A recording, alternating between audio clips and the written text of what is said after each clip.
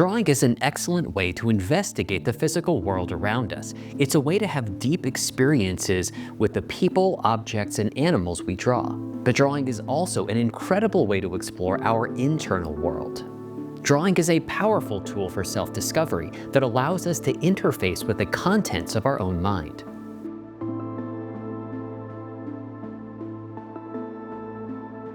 I'm going to lead you through a project where you will create drawings, cut them out, and collage them together to create new images and explore their meaning. This project is a powerful way to explore the thoughts, images, and ideas that are in our minds. Now, while I'm leading you through this project, I'm going to be sharing some of my own experiences that I've had while working on it. Now, this is actually a project that I've done for many years, but I have not made the resulting work very public. But it's important to me as a teacher to share the entire breadth of drawing. I don't just want to focus on the technical aspects or the realistic side of drawing. I want to share everything.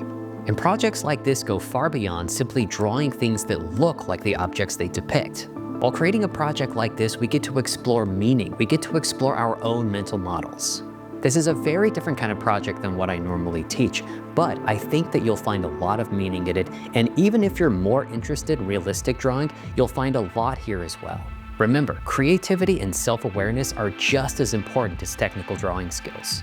That being said, you don't need to be an artist to participate in this project. All you need is a desire to explore your mind and to discover something about yourself.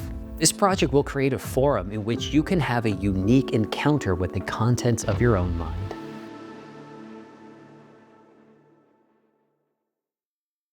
Now, before we get started, here are the materials you'll need for this project.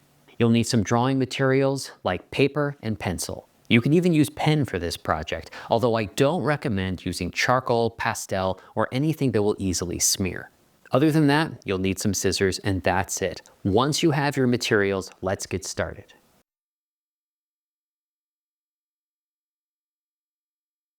First, you'll need to select and draw some objects. So I recommend asking yourself, what kind of objects do you find interesting or compelling? You don't just want to select the first things that come to mind. Really try and think about what objects seem significant or meaningful to you. I recommend creating a minimum of 6 drawings, but the reality is the more you have, the better this project will work. I also recommend trying to create a range of different kinds of objects. I try and work with a combination of inanimate objects, things that are not alive, like a clock or a barrel or a ladder. I also try and have a collection of parts of living things, like eyes, tails, or wings. But remember, the most important thing is to select objects that resonate with you.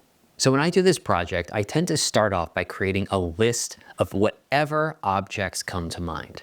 So I tend to just free associate, and once I've got a list, I go through that list to see what objects strike me as meaningful or significant or compelling, even if I don't understand why. It's very likely that some objects on this list will just seem more interesting than others, and those are the objects you want to select to draw.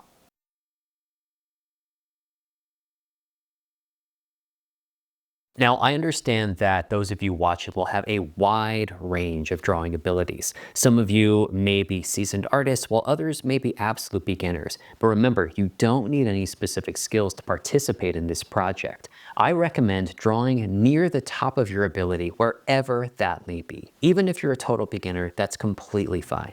Now, when I'm doing this project, I tend to draw from observation. I either want to have the real object that I'm drawing right in front of me so I can look at it, or I use photo reference.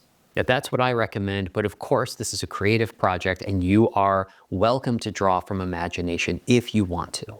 Now, when you're drawing these objects, I recommend trying to reflect on why these objects seemed interesting to you. Why did you select these particular objects?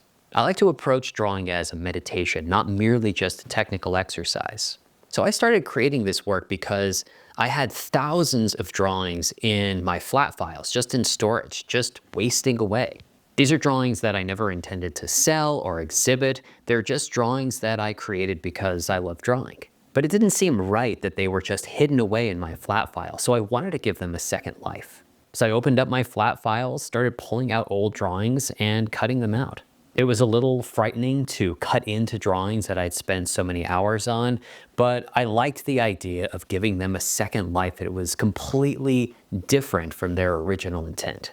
So in addition to the drawings that you are creating specifically for this project, you are welcome to use drawings that you've already created if you're comfortable cutting them out.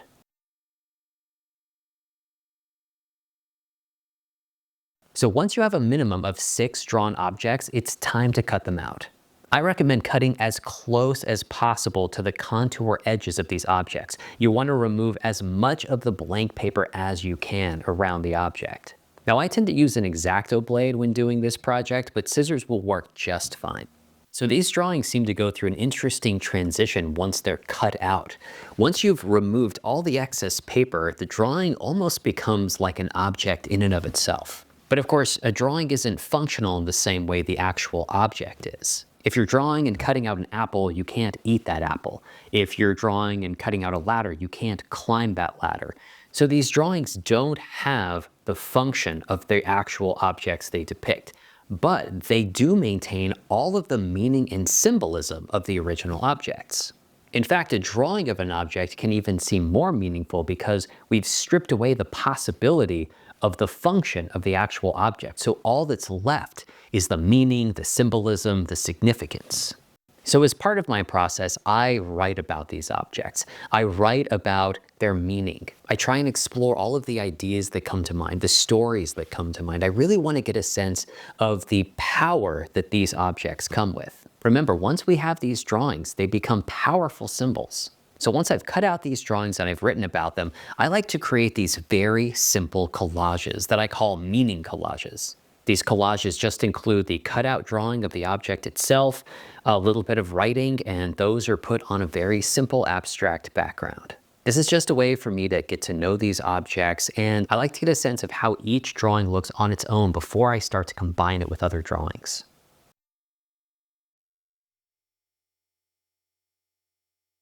So now it's time to take your drawings and start to combine them together. This is kind of a form of sketching, but instead of drawing individual lines, you're taking the drawn elements that you've created and combining them in unique ways. So to start, just grab any 2 drawings you want and put them together. One of the interesting things about doing this is that we know each of these drawings has their own meaning, but when we put 2 together, the meanings start to commingle. They start to create new ideas and associations. I think it's absolutely fascinating to watch what happens in the mind where we take 2 meaningful things and put them together.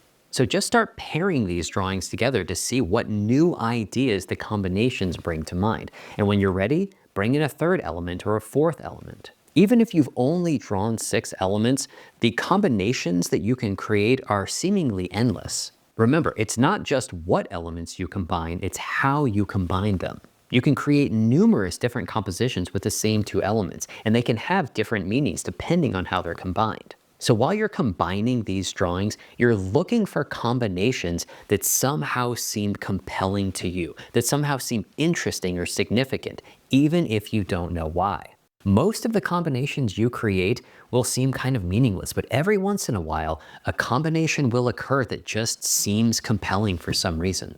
When you find these meaningful combinations, what I recommend is doing a quick sketch of them or even taking a picture with your phone. Remember, this project isn't about creating final products. This project is an exploration.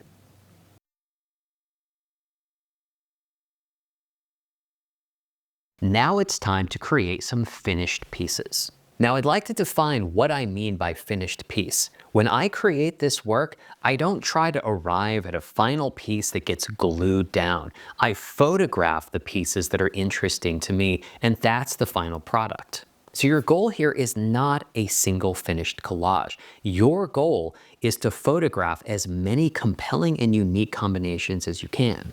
So one of the things you can do with this project is to create backgrounds. I tend to create very abstract backgrounds. I tend to draw abstract patterns of different values. Some of them are very dark, some of them are light, but most of them are just me moving my pencil around the page to create some interesting marks. I then tear up those backgrounds, so just like the collaged elements themselves, I can reuse them again and again. One of my favorite things about this project is that we are dealing with the contents of our mind in a very direct way. Each finished collage is like a thought. It's like an image that we might find in the mind. And just like thoughts and images in the mind, they are fleeting. Once we have a thought, they can seem to dissipate very quickly. And that's what happens with these collages. Once you've created and photographed it, you can take it apart to reassemble these pieces to create more work. And this is so similar to how our minds actually work. We have all of these ideas in our head, and we combine them in different ways. This is very close to how we explore ideas and construct meaning in the mind. Now, when I have shared this project with people, sometimes they ask, what should I do with the final pieces? What should I do with these photographs? And I want to remind you that this project is not about creating finished products. It's not about having completed images. It's about having an experience with the contents of your own mind. It's so easy to disregard the final work as meaningless or frivolous, but consider this. The work you created is the result of hundreds of decisions. Out of a literally infinite number of possible things you could have drawn, you narrowed the list down to a very select few.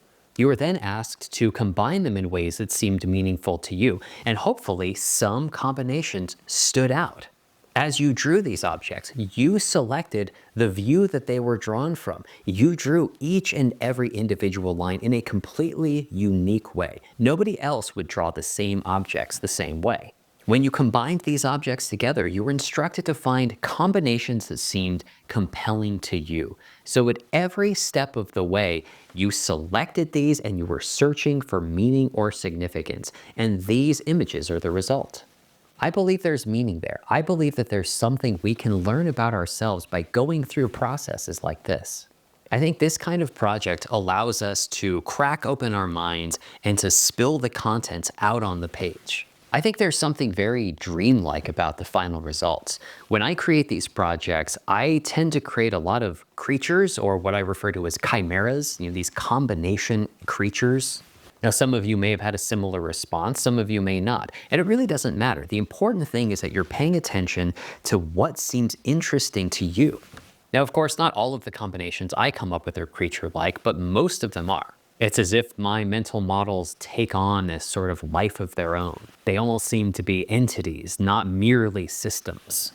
Now, I think that's something very interesting to have learned about myself. And although I'm not going to share this here, I've done a lot of writing about the specific creatures and combinations that come out. Again, like dreams, I think there's meaning there.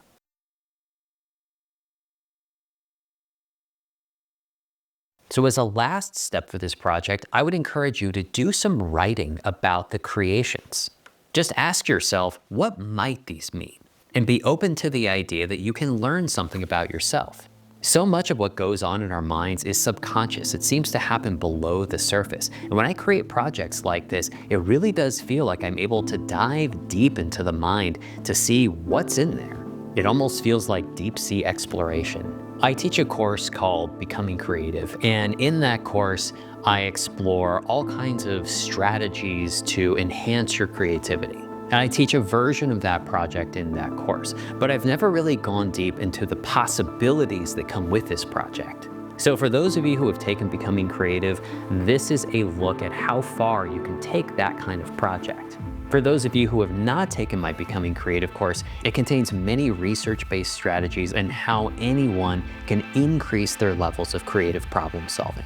And I've recently come out with an expanded edition that goes deep into the creative process and will allow you to take any creative project idea all the way from conception to a completed project. So if this is interesting to you, please visit my website, BrentEveston.com, where you can get more information about that course and my other drawing courses.